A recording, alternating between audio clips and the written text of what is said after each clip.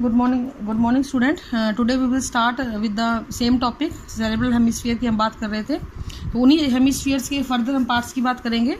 Day is 1 May and date is 1 May and day is Friday. Okay, तो east hemisphere is divided by 3 deep feature into 4 lobes. तो हर hemisphere को 3 गहरी खांच होती हैं जिनकी वजह से 4 हिस्सों में बांटा गया है। ये खांच आपको दिखाई देंगी, मैं आपको दिखा देती हूँ इस डायग्राम के अंदर। देखिए ज़रा, 1, 2 एंड 3, ये 3, ठीक है। तो एक हिस्सा ये, एक हिस्सा ये, एक हिस्सा ये और एक हिस्सा ये। तो इस तरीके से 4 हिस्सों में इसको बांट दिया गया है आपके ब्रेन के सेरेब्रल हेमिस्फीयर को। Frontal lobe, parietal lobe, occipital lobe and temporal lobe. Diagram में दोबारा से देखिए आप, मैं डायग्राम इसका भेज दूंगी आपको। This is our frontal lobe, then parietal lobe, ये ऊपर वाला हिस्सा यहाँ से यहाँ तक, ये वाला पैराइटल लोब। उसके बाद आती है ऑसिपिटल लोब, ये पीछे वाला ग्रे कलर का, और टेम्पोरल लोब यहाँ पे साइडों में, ठीक है बेटा, लेटरल्स को बोलते हैं। तो मैंने इनके आगे लिख भी दिया है, frontal lobe in the interior part, middle lobe parietal में, posterior occipital and lateral temporal lobe, ठीक है। Different area of cerebrum have different function. For example, it has sensory area. इसके पास 2 एरिया होते हैं, सेंसरी और मोटर दोनों। Sensory area किस लिए होता है? ये इम्पल्स को रिसीव करता है from the sense organ like eye, ear, skin and nose. उनको सेंस करेगा।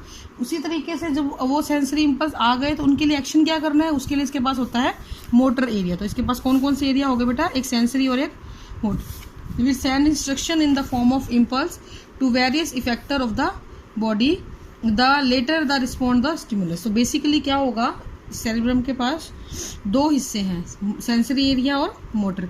सेंसरी इम्पल्स को रिसीव करेगा और मोटर उस इम्पल्स के हिसाब से क्या फंक्शन परफॉर्म करना है उसके बारे में बताएगा।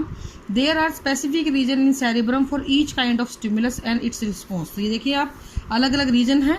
ये जो मैंने आपको पहले अब 4 बताए थे, फ्रंटल लोब, पैराइटल लोब, उन्हीं की हम बात करेंगे। तो सबसे पहले हम बात करते हैं बेटा फ्रंटल लोब की।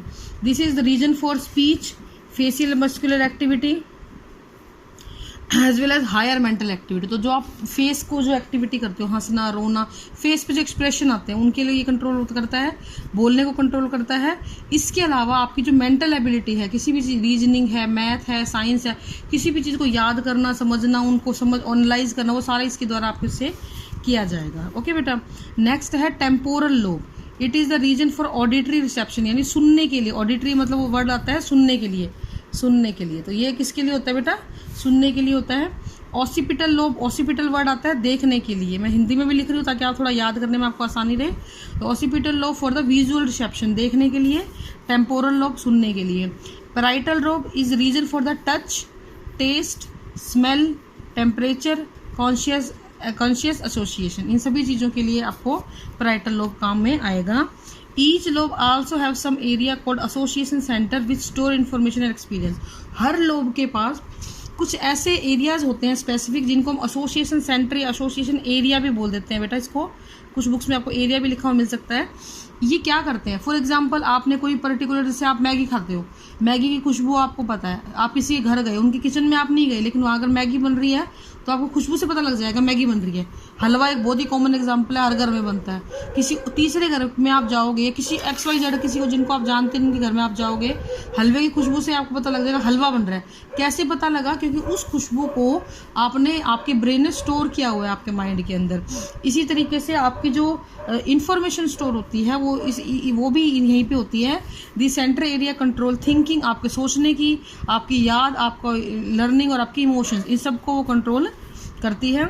Internally each cerebral hemisphere poses ए fluid filled cavity called lateral ventricle. ये ध्यान रखना, हर सेरिब्रल, वो जो मैंने बताया था ना आपको लास्ट लेक्चर में, ऐसे सेंटर सेरिब्रल हेमिस्फीयर जुड़े होते हैं, उनके अंदर एक फ्लूइड फिल्ड कैविटी होती है जिसको हम बोलते हैं lateral ventricle. Okay, next part हम बात करेंगे diencephalon. It is lie in the inferior side of the cerebrum. ये सेरिब्रम के बिल्कुल पीछे की तरफ होता है।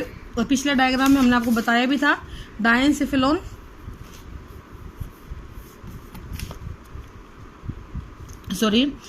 It lies on the inferior side of the cerebrum and this is visible in the ventral view. और ये भी क्या होता है, वही सेरिब्रम और फैक्ट्री लोब की तरह ये नीचे से ही दिखाई देता है।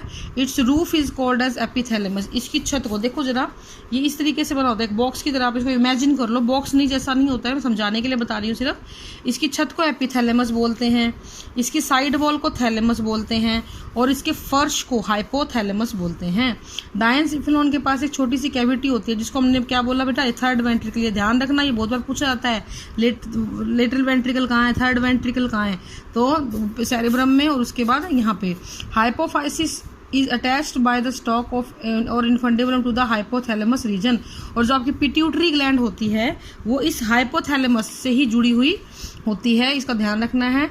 It has control centre for hunger, ये बहुत इंपॉर्टेंट चीज़ें हैं बेटा, ये जो किस किस चीज़ को कंट्रोल करती हैं ये बहुत इंपॉर्टेंट है।